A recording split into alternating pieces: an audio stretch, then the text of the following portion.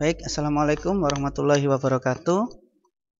Waalaikumsalam warahmatullahi wabarakatuh. Oke, selamat pagi untuk kelas 11 IPA.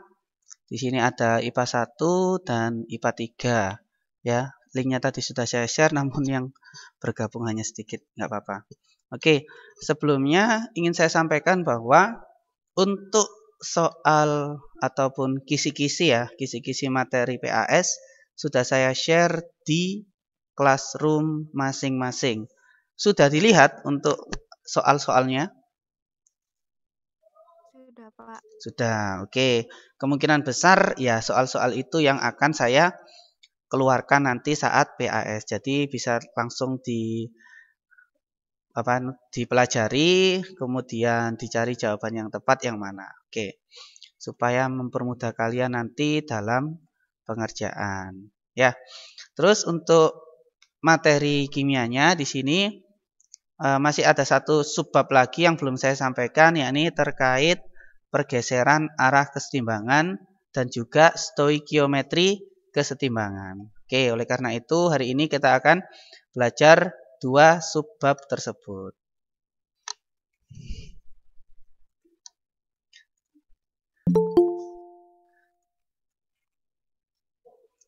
Oke, saya share PowerPoint-nya sebentar.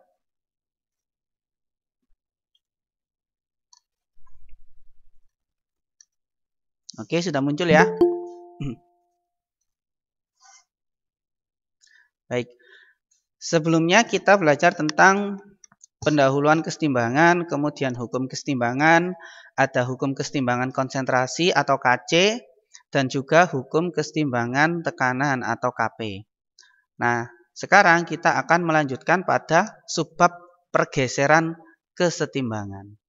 Nah, menurut azas Le Chatelier, jika dalam suatu sistem kesetimbangan diberikan suatu tindakan ya atau disebut sebagai aksi, maka sistem akan berubah sedemikian rupa sehingga pengaruh aksi itu sekecil mungkin. Ya, simpelnya seperti ini.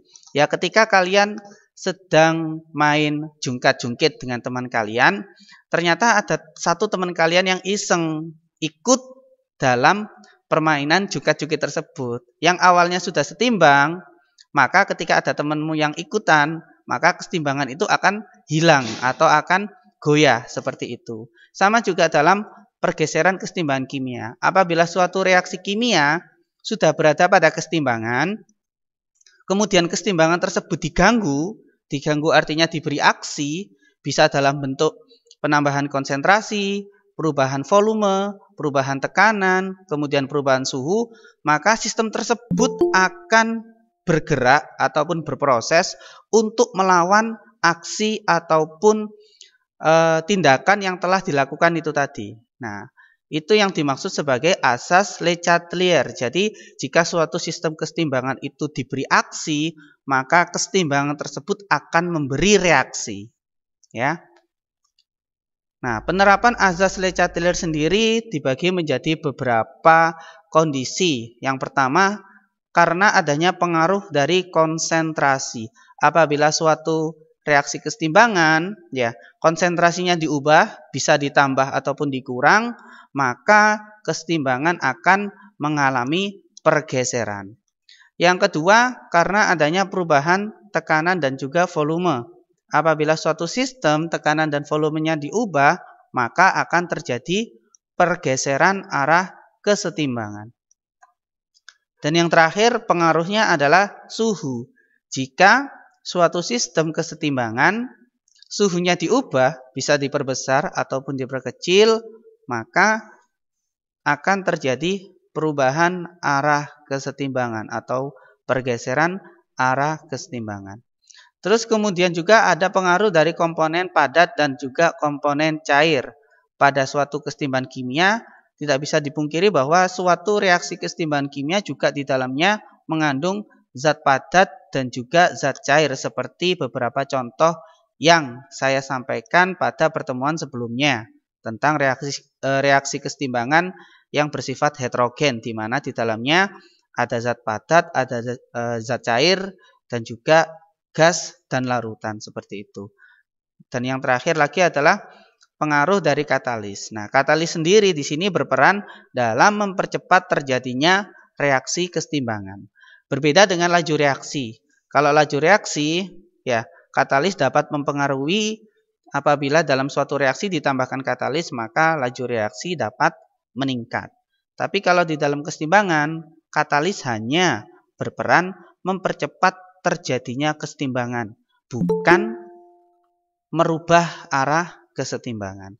Jadi pengaruh terbesarnya adalah pada 3 komponen ini, yakni konsentrasi, tekanan dan volume, serta suhu sistem.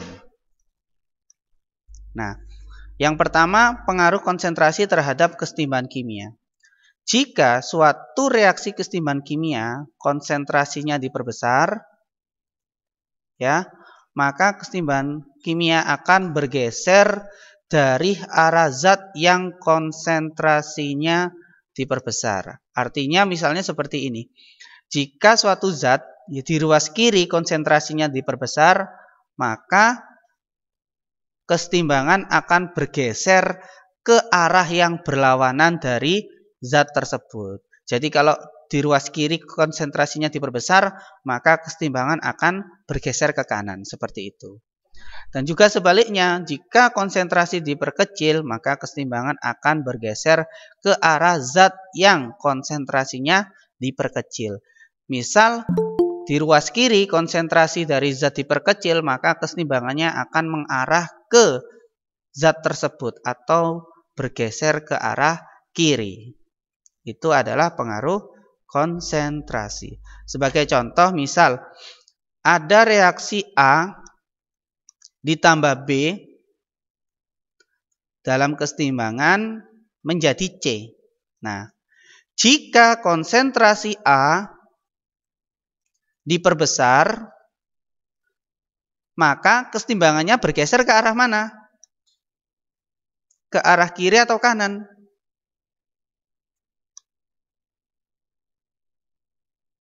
Kanan. Ke arah kanan. Artinya konsentrasi C akan semakin besar juga. Seperti itu.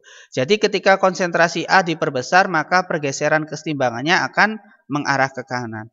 Jika konsentrasi B diperbesar, bergeser ke arah mana? Kiri atau kanan? Kanan. Ke arah kanan juga. Jadi kalau konsentrasi A diperbesar, bergeser ke kanan. Kalau B-nya diperbesar, juga bergeser ke arah kanan. Tapi kalau konsentrasi C yang diperbesar, berarti bergeser ke Kiri. Ke kiri, pintar. Tapi kalau konsentrasi C-nya diperkecil, maka bergeser ke arah mana?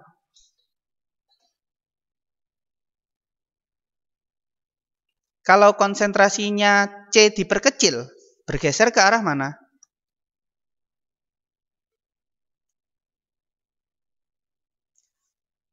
Berarti kan kebalikannya. Tadi katanya kalau konsentrasi C diperbesar, bergeser ke kiri. Kalau konsentrasi C-nya diperkecil, berarti bergeser ke arah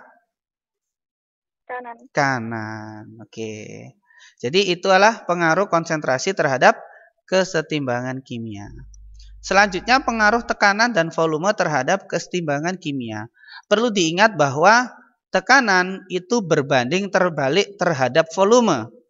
Jika tekanannya besar, otomatis volumenya, kalau tekanannya besar, maka volumenya kecil. Kalau volumenya besar, maka tekanannya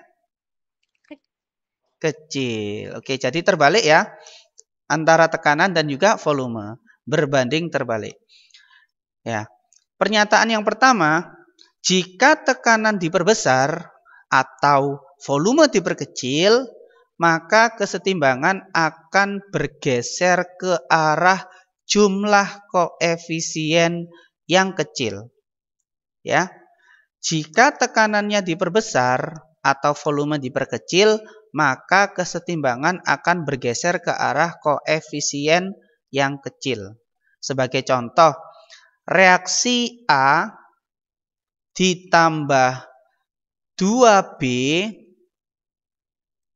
dalam kesetimbangan menjadi 2C. Nah, seperti ini. Sekarang saya tanya dulu, berapa sih koefisien dari zat A di sini dalam persamaannya? 1. Pinter. Kemudian, berapa koefisien dari B dalam persamaan kesetimbangan? 2. Jadi 1 ditambah 2, maka koefisien total di kiri ada 3. Sip.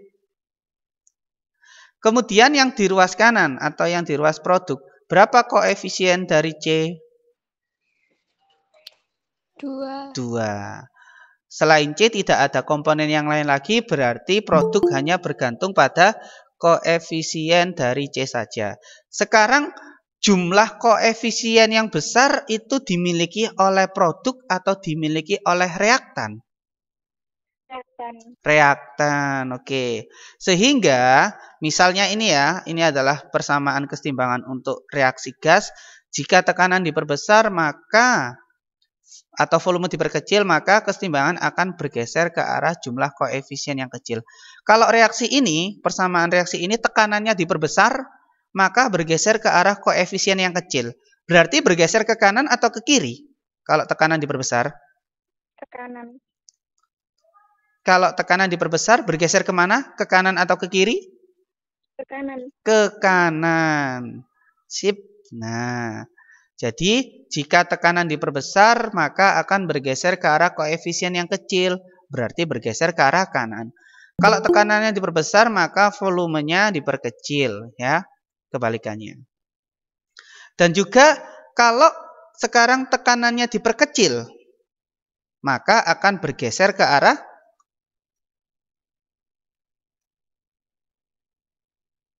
kiri. Ke arah kiri, ke arah koefisien yang besar. Ya. Oke. Tekanan diperkecil atau volume diperbesar. Jadi kalau tekanan diperbesar bergeser ke arah koefisien kecil, kalau tekanan diperkecil bergeser ke arah koefisien yang besar. Sekarang saya punya lagi persamaan reaksi. A ditambah C menjadi 2D seperti ini. Ya. Langsung saja jumlah koefisien di ruas kiri ada berapa? 2. Jumlah koefisien di ruas kanan? 2 juga. Nah, berarti di sini secara koefisien sama ya, antara kiri ataupun kanan. Pertanyaannya, jika tekanan diperbesar, maka koefisiennya ataupun kesetimbangannya bergeser ke arah mana? Kiri atau kanan?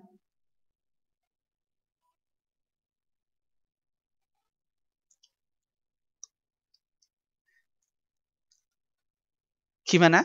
Jika tekanan diperbesar, bergesernya ke mana? Ke kiri atau ke kanan?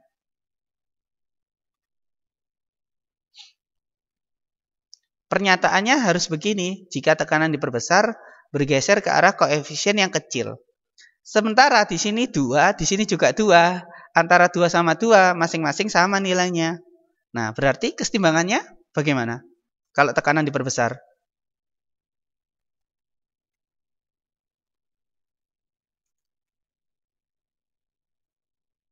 Bagaimana? Nah, jika tekanan diperbesar ataupun diperkecil pada suatu sistem kesetimbangan kimia dan ternyata koefisien mereka sama untuk bereaksi dan juga produk, maka tidak ada pengaruh terhadap perubahan tekanan dan volume. Jadi persamaan kesetimbangan A plus C menjadi 2D tidak ada pengaruh terhadap tekanan ataupun volume. Jadi ketika tekanannya diperbesar, volumenya diperkecil, ataupun tekanannya diperkecil, volumenya diperbesar, maka kesetimbangan reaksi tersebut tidak berubah sama sekali. Ya. Kenapa tidak berubah? Karena koefisiennya sama. Yang kiri 2, yang kanan juga 2. Otomatis tekanan diperbesar bergeser ke arah kecil. 2 sama 2 tidak ada yang lebih kecil, tidak ada yang lebih besar. Otomatis kesetimbangannya tetap. Terus kemudian kalau tekanan diperkecil bergeser ke arah koefisien yang besar. 2 sama 2 tidak ada yang lebih besar satu sama lain. Sehingga tidak terjadi pergeseran arah kesetimbangan.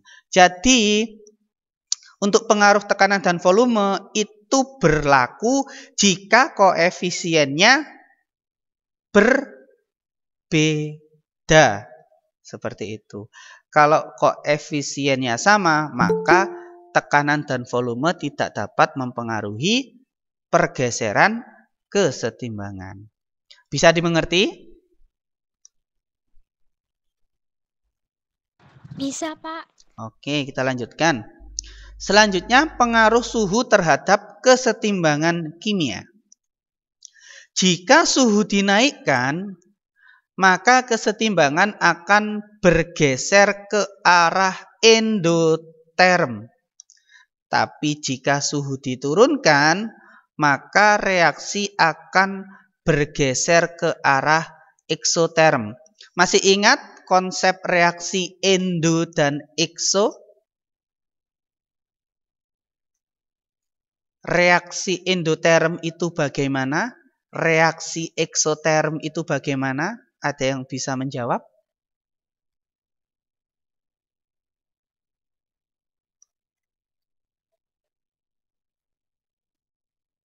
Di situ sudah ada, tinggal dibaca padahal.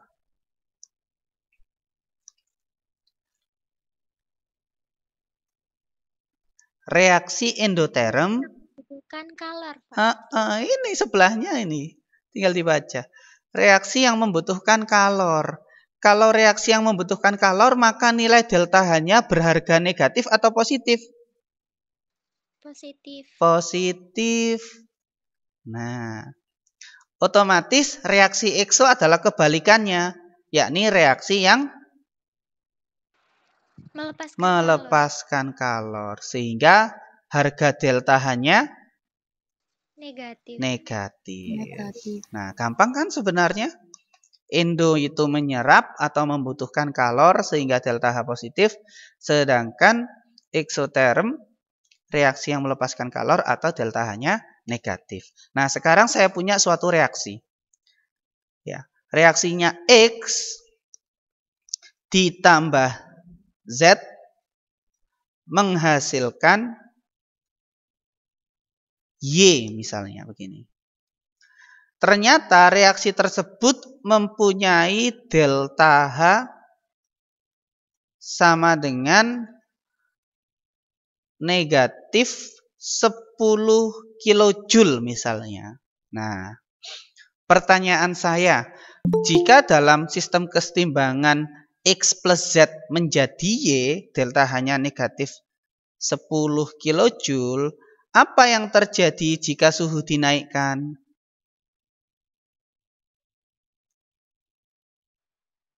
Jika suhu dinaikkan, maka bergeser ke arah endoterm. Nah, bergeser ke arah endoterm itu bergeser yang ke kanan atau yang ke kiri dalam persamaan reaksi ini? Ke kiri. Ke kiri. Kenapa bisa ke kiri? Karena itu delta H-nya minus, Pak. Karena ini delta H-nya minus. Nah, artinya adalah reaksi ke kanan itu memiliki harga delta H minus. Sedangkan reaksi kembalinya atau reaksi baliknya itu memiliki harga delta H positif atau plus. Jadi X plus Z menjadi Y, delta H-nya negatif 10. Tapi saat Y berubah menjadi X dan Z, delta H-nya positif 10. Sehingga jika suhu dinaikkan, maka kesetimbangan akan bergeser ke arah endoterm. Kalau kanan itu adalah ekso, karena delta H di kanan bernilai negatif. Otomatis di kiri atau reaksi kebalikannya adalah reaksi endo. Nah, sehingga jika suhu dinaikkan, maka kesetimbangan akan bergeser ke arah endoterm, yakni bergeser ke arah kiri. Tapi kalau suhu diturunkan, bergeser ke arah Kanan. ke arah kanan. Jadi ketika T atau suhu itu dinaikkan, dia bergeser ke kiri, tapi saat T itu diturunkan, maka dia akan bergeser ke arah kanan. Saya punya reaksi lagi. Reaksi 2X ditambah 1Y menjadi 2Z. Begini. Ya. Nilai delta H-nya sama dengan negatif A kilojoule. Nah, pertanyaan saya yang pertama, jika konsentrasi Y diperbesar, maka kesetimbangan bergeser ke arah kanan. Jika konsentrasi Z diperbesar, maka kesetimbangan bergeser ke arah kiri. Jika konsentrasi X diperkecil, maka kesetimbangan bergeser ke arah kiri. Oke, konsepnya bisa dimengerti tentang pergeseran kesetimbangan? Bisa, Pak. Oke, selanjutnya, jika tekanan diperbesar, maka kesetimbangan akan bergeser ke arah kanan. Jika volume diperbesar, maka kesetimbangan akan bergeser ke arah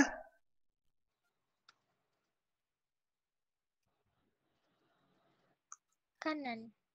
Kalau volume diperbesar itu tekanannya diperkecil. Kalau tekanan diperkecil, bergeser ke arah koefisien yang besar, yakni yang kiri.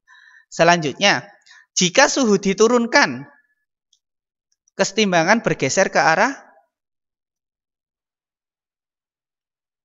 kiri. Jika suhu diturunkan, bergeser ke arah kanan, ya. Karena reaksi ke kanan adalah reaksi exo. Delta H-nya negatif. Kalau diturunkan, bergeser ke arah exo. Kalau suhu dinaikkan, bergeser ke arah kiri. Kalau untuk suhu mudah ya, karena kita tinggal melihat nilai delta H-nya. Kalau delta H-nya negatif, berarti ke kanan exo, ke kiri endo. Tapi kalau delta H-nya positif, maka ke kanan endo, ke kirinya adalah exo. Ada yang ditanyakan tentang pergeseran arah kesetimbangan? Nggak ada ya? Oke. Nah, reaksi-reaksi kesetimbangan kimia pada umumnya itu terjadi pada sistem gas. Jadi reaksinya itu melibatkan komponen gas. Nah, untuk komponen non-gas seperti larutan, ya, kemudian juga ada liquid atau cairan, ya, dan juga padatan, itu terkadang tidak eksis dalam kesetimbangan kimia. Jadi yang lebih sering itu adalah zat-zat yang berwujud gas. Nah, pengaruh kesetimbangan yang pertama tadi, yakni pengaruh konsentrasi, ya, ini dapat terjadi pada larutan dan juga pada komponen gas. Diingat-ingat ya, pengaruh konsentrasi itu bisa terjadi pada kesetimbangan kimia yang memiliki komponen larutan dan juga komponen gas. Kemudian untuk tekanan dan volume, ini hanya khusus untuk zat yang berwujud gas. Ya. Tekanan dan volume ini terjadi pada kesetimbangan kimia yang berfasa gas. Kemudian untuk suhu juga sama, terjadi pada komponen kesetimbangan yang di dalamnya mengandung senyawa yang berwujud gas, ya.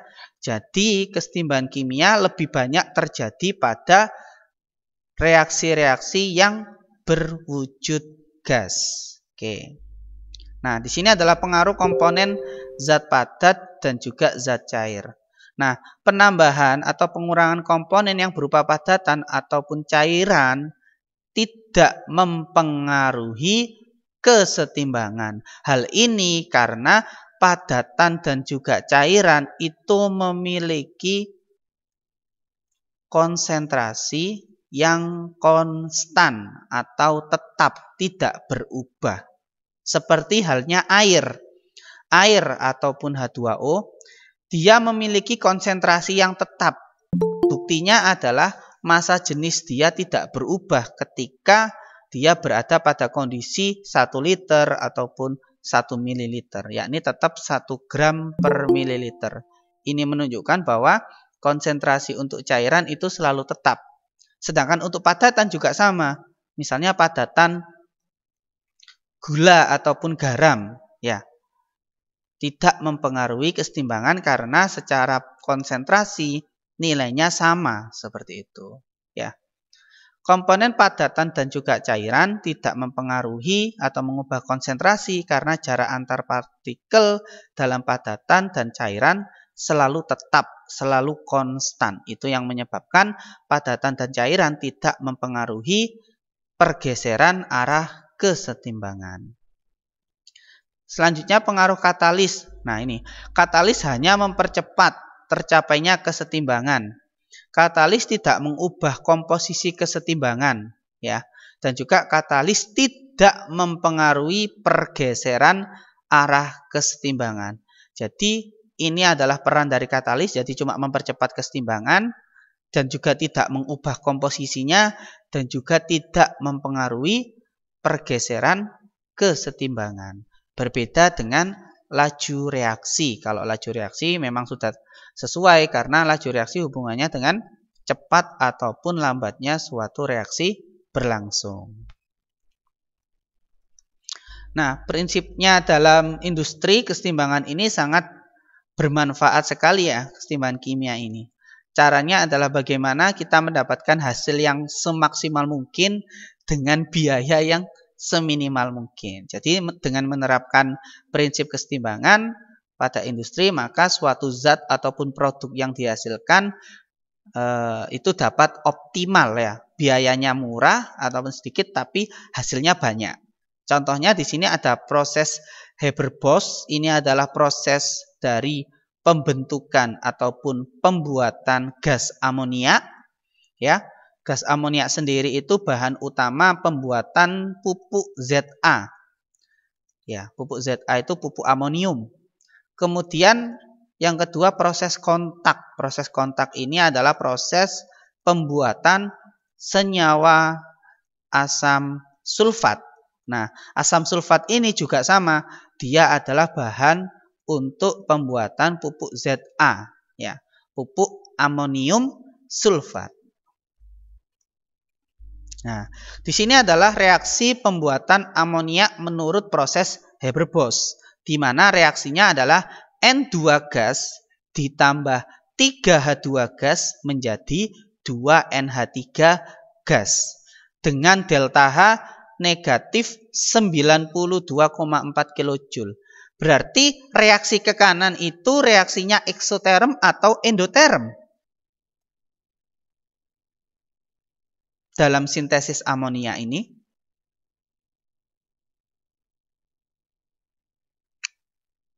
Gimana? Gampang kan?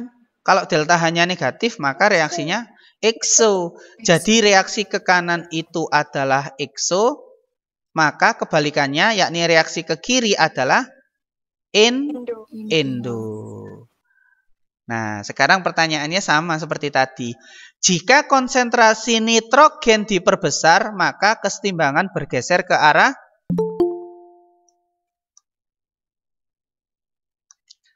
kalau konsentrasi nitrogen saya perbesar, maka bergeser ke arah kanan. Jika konsentrasi H2-nya diperbesar, maka bergeser ke arah kiri. Loh, H2-nya diperbesar kok kanan juga. Jika konsentrasi NH3 diperkecil, maka bergeser ke arah Kanan. Ke arah kanan. Jika tekanan diperbesar, maka bergeser ke arah Kanan. kanan. Jika tekanan diperkecil, bergeser ke arah kiri. Kalau suhu diturunkan, bergeser ke arah kanan. Jadi kalau dinaikkan, bergeser ke arah kiri. Nah, yang namanya pembuatan suatu zat produk yang diinginkan, yakni amonia, maka perusahaan pasti memikirkan bagaimana caranya NH3 ini jumlahnya harus apa? Harus banyak, namanya memproduksi suatu zat, ya.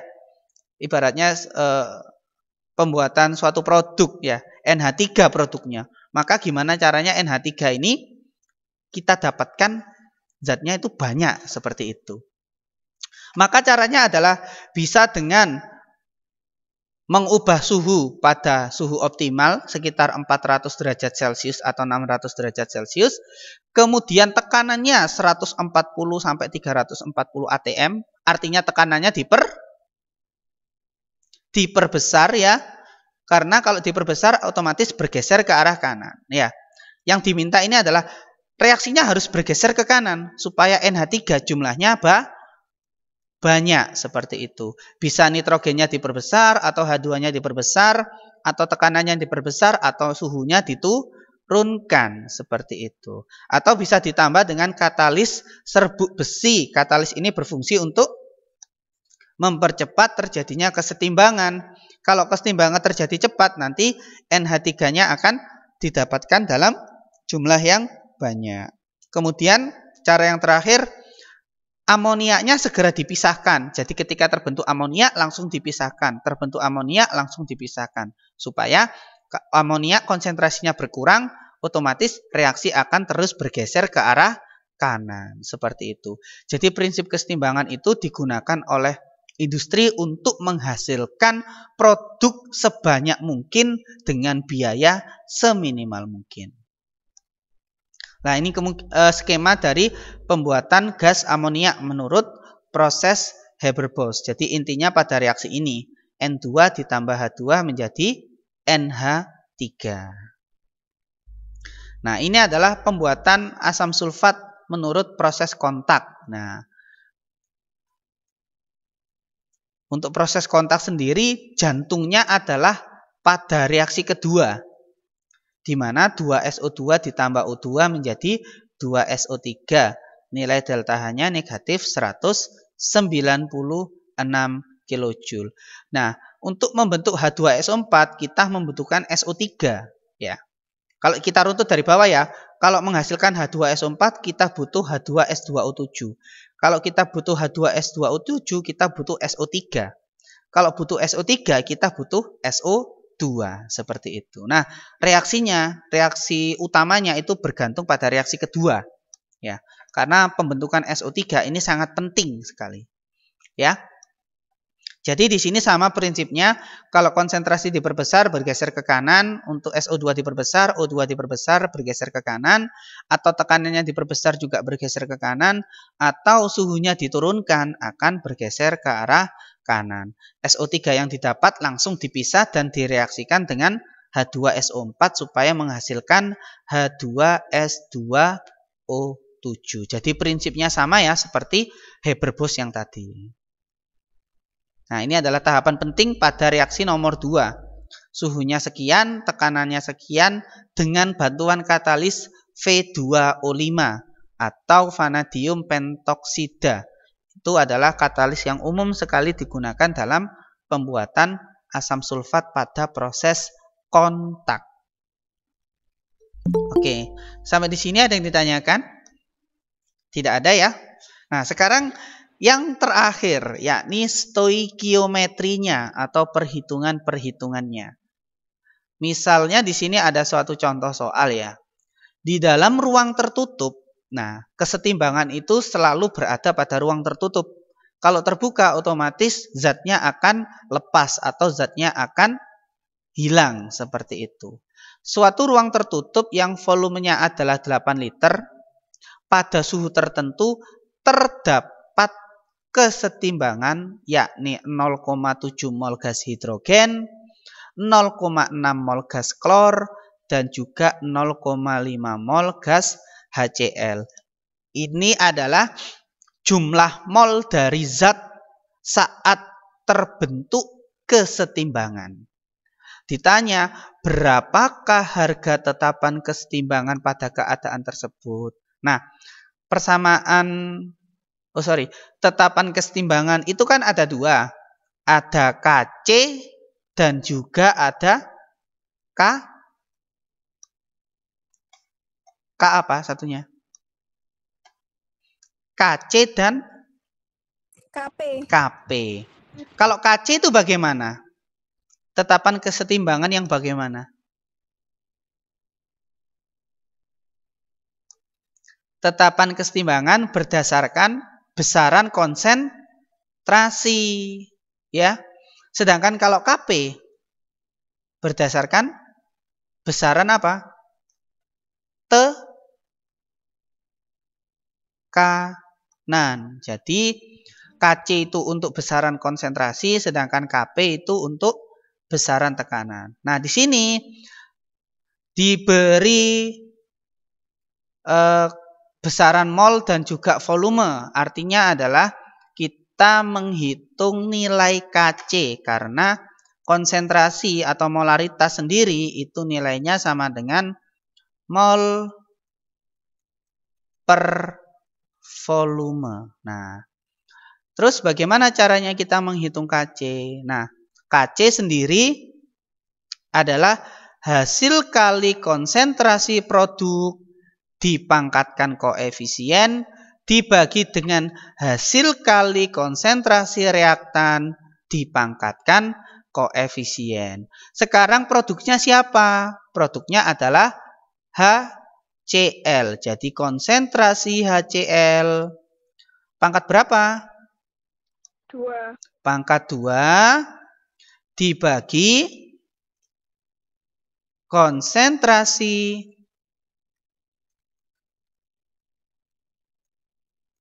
H2 pangkat 1 dikali konsentrasi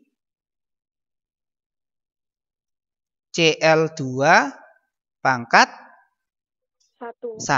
Sama seperti ini. Nah, ini yang dituliskan. Kc adalah HCl pangkat 2 dibagi H2 pangkat 1 dikali Cl2 pangkat 1. Nah, sekarang kita menghitung konsentrasinya. Nah, ini adalah perhitungan konsentrasinya.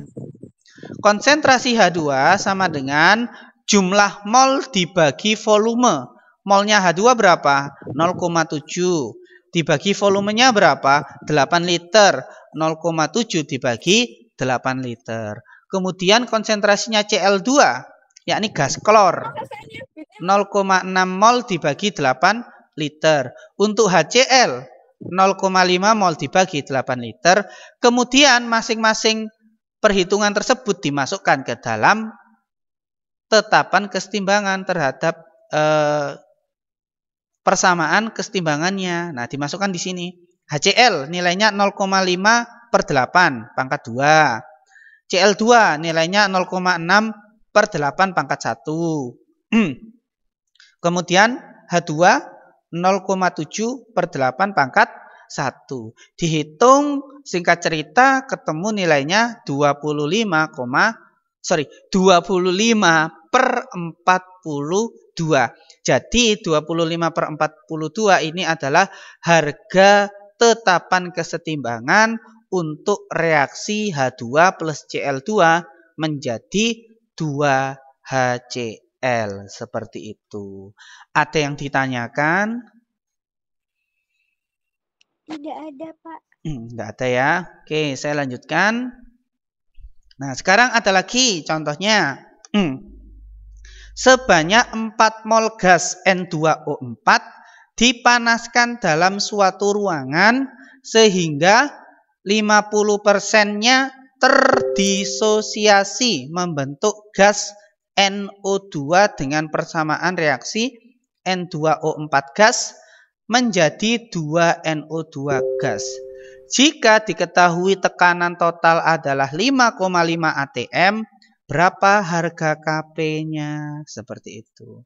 Nah, Di sini kata kuncinya adalah terdisosiasi sebanyak 50%.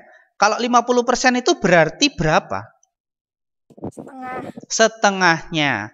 Misal, saya punya suatu benda seperti ini. Nah, saya potong jadi 2. Otomatis bendanya akan terbagi menjadi 2. Nah, ibaratnya seperti itu. Mengalami disosiasi. 1 di sini ya. Oke, di sini satu benda bisa menjadi 2 benda karena terjadi disosiasi, pemecahan. Pemecahannya sebesar 50%. Nah, sekarang N2O4 itu punya 4 mol awalnya. Terdisosiasi 50%. Berarti berapa yang terdisosiasi? 2. Oke. Jadi N2O4 ya bereaksi terdekomposisi namanya menghasilkan 2NO2. Nah, pada keadaan mula-mula atau awal jumlah mol N2O4 adalah 4 mol. Pada keadaan awal NO2 belum terbentuk. Ya, belum terbentuk karena produk masih belum terbentuk jika reaktan belum bereaksi, ya. Oke, jika reaktan belum bereaksi otomatis produk belum terbentuk. Ini masih 0. Ya. Kemudian saat bereaksi. Nah, saat bereaksi ini adalah jumlah zat yang bereaksi, jumlah zat yang terdekomposisi. Yang terdekomposisi adalah 50%. Nah, 50% dari 4 nilainya berapa? 2. Jadi 50% dari 4 sama dengan 2. Jadi kalau saya tulis di sini, mol dari N2O4 yang bereaksi sama dengan 50% atau 50/100 dikali 4 sama dengan 2. Nah, sekarang dibandingkan yang bereaksi dari N2O4 adalah 2. Berapa yang terbentuk dari NO2? Kita gunakan perbandingan. Ya. Molnya NO2 sama dengan koefisiennya NO2. Berapa koefisiennya NO2? 2. Dibagi koefisiennya yang diketahui yakni N2O4. Berapa koefisiennya N2O4? Berapa koefisiennya N2O4? 1. Pinter. Dikali molnya N2O4.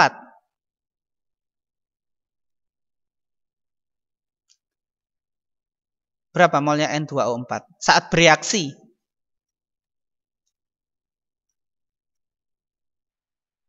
2 ya. Oke, ini 2. Ya. Jadi jumlah mol NO2 saat bereaksi sama dengan koefisiennya NO2 dibagi koefisiennya N2O4 dikali molnya N2O4 saat bereaksi. Berarti di sini terbentuk 4 mol NO2. Kemudian ya, saat setimbang. Nah, yang ruas kanan itu dijumlah, yang ruas kiri dikurang. Nah, 4 dikurangi 2. Berapa? 2. Kayak hitungan-hitungan itu ya biasa. 0 ditambah 4? 4. Oke. Nah, dalam kesetimbangan terdapat 2 mol N2O4 dan juga 4 mol NO2. Berarti total molnya ada berapa? 6 ya. 2 dari N2O4 saat setimbang ditambah 4 sama dengan 6 mol. Oke. Nah, ini baru awalnya, masih belum selesai. Nah, ini singkatnya di sini. Tadi terdisosiasi 50%, artinya setengahnya 4 itu 2. 4 kemudian yang bereaksi 2. Kemudian yang terbentuk dari NO2 adalah 4 mol. terus yang kiri dikurang, yang kanan ditambah. Mol totalnya sama dengan 6 mol. Nah, P totalnya adalah 6. Oh ya, mungkin salah ketik ya yang tadi ya, maaf ya. Yang 5,5 ini sebenarnya bukan 5,5 tapi 6. Ya, 6 ATM. Di sini mol totalnya adalah 6 mol. Tekanan totalnya adalah 6 ATM. Untuk menentukan nilai Kp, maka kita harus menghitung tekanan parsial dari masing-masing gas. Ya. Kalau kita tulis hukum kesetimbangannya, Kp sama dengan tekanan produk pangkat koefisien, berarti tekanan NO2 pangkat koefisien, berarti pangkat berapa? NO2-nya pangkat berapa? 2. Pangkat 2. Kan koefisiennya 2. Dibagi tekanan parsial N2O4 pangkat koefisiennya 1. Nah, ini adalah persamaan kesetimbangannya. Sama kan dengan yang bawah ini? Ya, sama. PNO2 pangkat 2 sama PN2O4 pangkat 1. Nah, yang terpenting di sini adalah menghitung tekanan parsialnya. Tekanan parsial dari N2O4 sama dengan molnya N2O4 dibagi mol total dikali P total. Ya. Molnya N2O4 saat setimbang adalah 2 mol. Dimasukkan ke sini 2 mol. Nah, dibagi mol totalnya yakni 6 mol. 2 dibagi 6 dikali tekanan totalnya 6 ATM. 2 dibagi 6 dikali 6 sama dengan 2 ATM. Jadi tekanannya N2O4 adalah 2 ATM. Kemudian untuk NO2, molnya NO2 dibagi molnya total dikali P total. Molnya NO2 saat setimbang adalah 4 mol. Ya. Yang digunakan adalah saat setimbang. 4 mol dibagi mol totalnya 6 mol dikali tekanan totalnya 6 ATM. 4/6 dikali 6 sama dengan 4 ATM. Bisa dicoret gini ya. Nah. Oke. Sekarang sudah diketahui tekanan parsial N2O42, NO2 itu 4 ATM. Tinggal dimasukkan di sini Kp sama dengan, ayo bantu saya. Tekanan parsial NO2 4 pangkat 2 dibagi tekanan parsialnya N2O4 1. Tekanan parsialnya N2O4 masa 1? 2. Pangkatnya 1. Nah. Oke. 4 pangkat 2 berapa? 16. Nah, 2 pangkat 1? 2. 16 bagi 2? 8. Jadi nilai Kp untuk persamaan reaksi dekomposisi N2O4 menjadi 2NO2 dengan derajat disosiasi 50% adalah 8. Sama kan? Oke, ada yang ditanyakan sampai di sini? Tidak ada ya. Oke, waktunya sudah habis atau masih tersisa?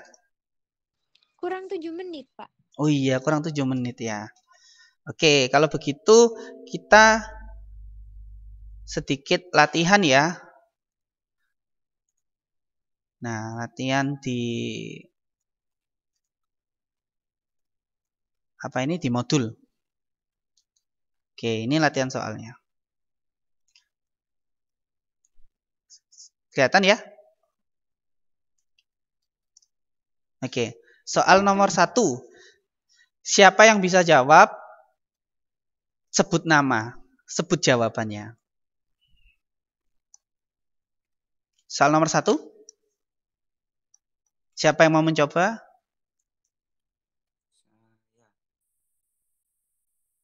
Saya, Pak. Siapa ini? Irfan. Suaranya terlalu kecil.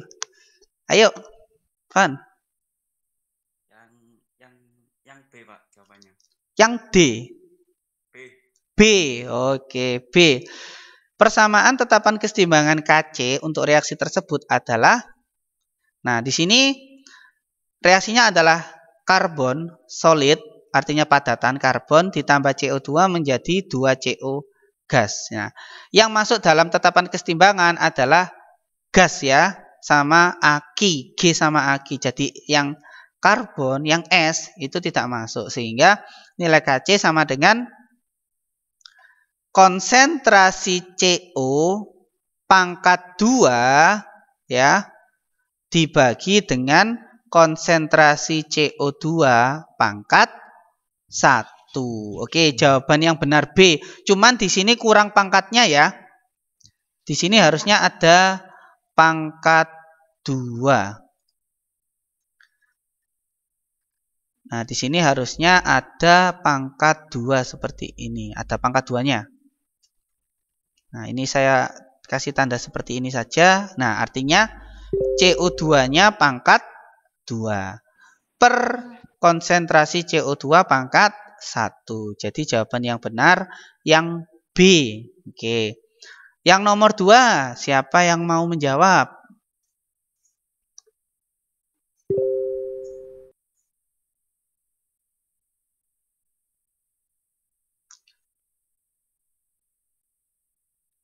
Persamaan tetapan kesetimbangan yang benar untuk reaksi 4HCl gas ditambah 1O2 gas menghasilkan 2H2O gas plus 2Cl2 gas. Maka dapat dituliskan. Saya, Pak. Siapa ini? Aliana.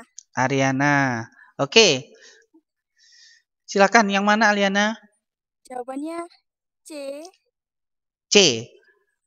Ya, H2O pangkat 2, Cl2 pangkat 2 dibagi HCl pangkat 4, O2 pangkat 1. Sip, pinter. Jadi benar jawabannya. Jawabannya yang benar yang C, ya. Karena di sini H2O-nya pangkat 2, H2O-nya wujud gas ya. Kalau wujud liquid dia tidak bisa masuk. Kalau wujud gas dia bisa masuk. Ya, H2O pangkat 2, Cl2 pangkat 2, terus dibagi reaktannya HCl pangkat 4, O2 pangkat 1. Selanjutnya lagi, siapa yang mau menjawab? Nanti yang sudah menjawab, silakan tulis namanya di kolom komentarnya Telegram yang saya share link Google Meet tadi. Silakan tulis namanya ya di situ ya. Soal nomor 3.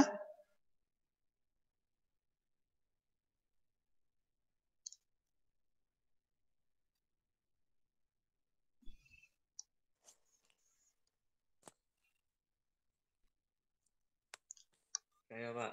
Siapa ini? Irfan. Siapa? Irfan lagi? Ya.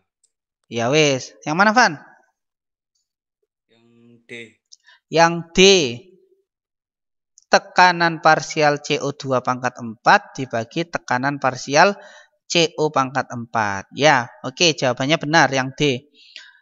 Karena di sini dalam persamaan reaksinya ya, Fe3O4 padatan, CO gas, Fe padatan, dan juga CO2 gas. Jadi yang masuk hanyalah 4CO dan 4CO2. Ya. Untuk nilai Kp-nya, maka tekanan parsial CO2 pangkat 4 dibagi tekanan parsial CO pangkat 4 juga. Jadi yang benar jawabannya adalah yang D. Oke, untuk selanjutnya sedikit lagi. Kalau ini tentang pergeseran kesetimbangan. Soal nomor 1, siapa? Reaksi kesetimbangan berikut, jika tekanan diperbesar, maka pernyataan yang tepat adalah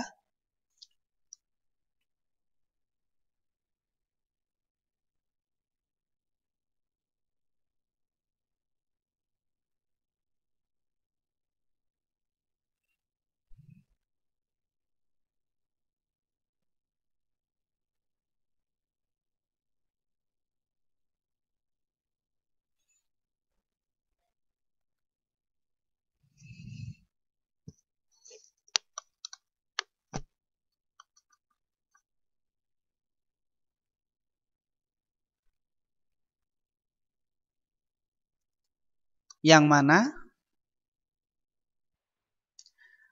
Di situ ada reaksi kesetimbangan 2H2S plus 3O2 menjadi 2H2O plus 2SO2. Semuanya berwujud gas, berarti dapat mempengaruhi tetapan kesetimbangannya, dapat mempengaruhi efek dari pergeserannya. Kalau tadi jika tekanan diperbesar itu bergesernya kemana? Ke arah koefisien yang besar atau ke arah koefisien yang kecil? Yang kecil. Yang kecil. Berarti bergeser kemana? Kanan. Ke kanan. Ya sudah, yang mana jawabannya? Bisa kok nggak mau menjawab sih.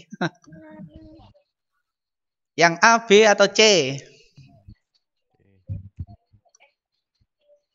Bingung, Pak. Oh, bingung. Oke. Yang benar adalah yang A. Ya. Jika tekanan diperbesar, maka akan bergeser ke arah koefisien yang kecil, yakni ke kanan. Kalau bergeser ke kanan, otomatis jumlah SO2-nya semakin bertambah atau semakin berkurang? Semakin bertambah, karena reaksinya bergeser ke kanan. Jadi reaksinya bergeser ke kanan, otomatis SO2-nya bertambah, H2O-nya juga bertambah. Seperti itu. Jadi jawaban yang tepat adalah yang A. Soal nomor 2. Suatu sistem kesetimbangan gas memiliki persamaan reaksi berikut. Pq2 gas, P2Q4 gas, sama-sama gas ya. Delta hanya positif. Berarti reaksi ke kanannya exo atau endo? Endo. Jika pada sistem kesetimbangan ditingkatkan tekanannya, tekanan loh yang ditingkatkan, maka sistem tersebut akan bergeser ke arah Kanan. kalau ke arah kanan. Yang mana jawabannya berarti? A atau D? A.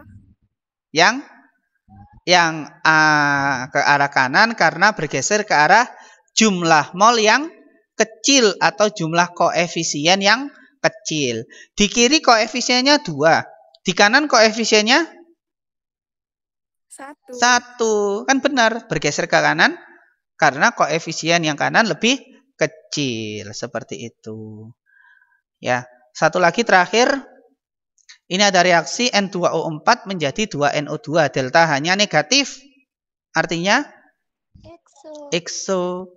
Jika volume diperbesar, kalau volume diperbesar tekanannya? Diperkecil. Maka bergeser ke arah? Kanan. Ke arah? Ayo, ke arah mana? Kalau volume diperbesar, artinya tekanannya diperkecil, maka bergeser ke arah koefisien yang besar. Berarti ke arah kanan. Yang mana jawabannya? A, C, D, atau E? C. Yang C, karena jumlah mol hasil reaksi lebih besar. Oke. Yang tadi sudah menjawab, yang sudah berpartisipasi, yang sudah ikut berkomunikasi, nanti silahkan tuliskan nama kalian di kolom komentarnya Telegram terakhir, chat saya terakhir tadi tentang link yang saya berikan. Baik, sampai di sini ada yang ditanyakan? Tidak ada ya. Oke. Untuk materi dari kelas 11 ini sudah rampung, sudah habis, sudah selesai. Tinggal kalian mencoba latihan-latihannya, terutama soal-soal kemarin yang sudah saya berikan. Insya Allah sebagian besar akan saya keluarkan. Ya, silahkan dipelajari.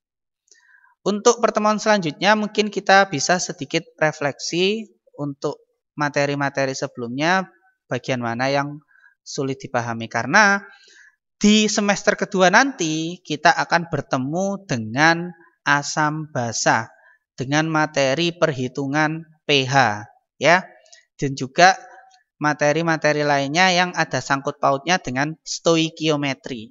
Jadi jangan bosan-bosan, di kelas 11 ini materi perhitungannya sangat banyak. Jadi siap-siap ya, harus belajar lebih tekun lagi. Baik, cukup sampai di sini kalau begitu pertemuan hari ini. Terima kasih yang sudah bergabung. Semoga bermanfaat untuk hari ini. Saya akhiri. Wassalamualaikum warahmatullahi wabarakatuh. Waalaikumsalam warahmatullahi wabarakatuh.